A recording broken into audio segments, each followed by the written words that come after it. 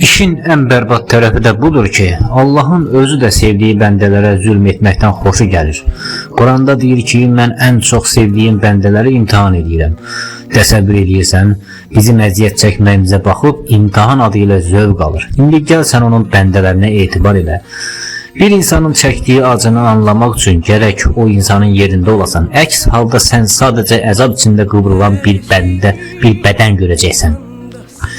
Amma o ağrını hiss etməyəcəksən. İnsan insanı başa düşmürsə, əzəli, əbədi, ölümsüz və sonsuz qüdrətli bir varlıq olan Allah, acan, yorulan, tələsən və cəmi ortalama 75 il ömrü olan aziz adamı necə başa düşə bilər? Bu qeyri-mümkündür.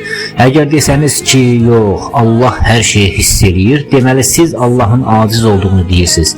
Çünki bir vəziyyəti dərk etmək üçün gərək o vəziyyətə düşəsən, o acizliyi dadasan. Allah'da ise her şey sonsuzdur.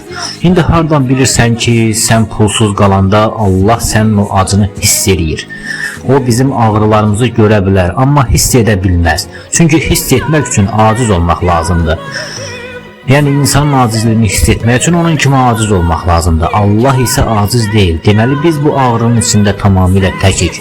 Müqəddəs kitabda Allah deyir ki, mən eşidirəm, görürəm, bilirəm. Amma mən orada hiss edirəm sözünə rast gəlməmişəm. Bax, faciə də buradadır. Bir kəsə kömək eləmək üçün ən böyük təkan empatiyadır. Yəni qarşındakının ağrısını öz canında duymaqdır.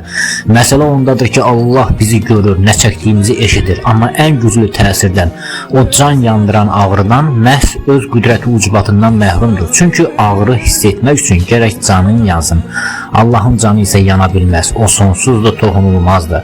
Sən acından qıvrılanda o sadəcə bir müşahidəçi kimi kənardan baxır. Görür ki, sən əzab çəkirsən, amma o əzabın sızıltısını duymur. Çünki o heç vaxt acımayıb, heç vaxt pulsuz qalmayıb, heç vaxt sabah nə yiyəcəm qorxusuyla oyanmayıb. Allah öz qüdrətinin məhbusudur. O bizi görməyə məhkumdur, amma bizi hiss etməyə gücü, imkanı çatmır. O heç vaxt pambıq yığmayıb, isti havada taxıl biçməyib, pulsuz qalmayıb, toyda nişanda pərt olmayıb, onun işığını kəsməyiblər. Allahın bildiyi tək şey hər şeydən mütləq ehtiyatsızlıqdır. Yoxdan yaratmaqdır, ulduzları doğurub partlatmaqdır və səlam. Yoxdan yaradan varlıq, var olan bir şeyə sahib olmamağın dərdini necə bilsin? Sonsuz güc sahibi olan Allah çox işləyim, ət alıb yiyim, dərdini hardan bilsin? Bizim bütün əzabımız Allahın sonsuz qüdrətidir. Allah ona görə bizim ağrımızı hiss edə bilməz ki, onun qüdrəti ilə bizim acizliyimiz tərs mütənasibdir. Vəziyyətlərimiz bir-birinə ziddir. Allah qüdrət səviyyəsində bizim ziddimizdir. Ziddi olan şeylər bir-birini görə bilər, amma bir-birini duya bilməzlər. Bu qeyri-mümkündür. O zirvədədir, biz quyunun dibində. Quyunun dibindəki soyuğu zirvədəki günəş heç vaxt hiss etməyəcək.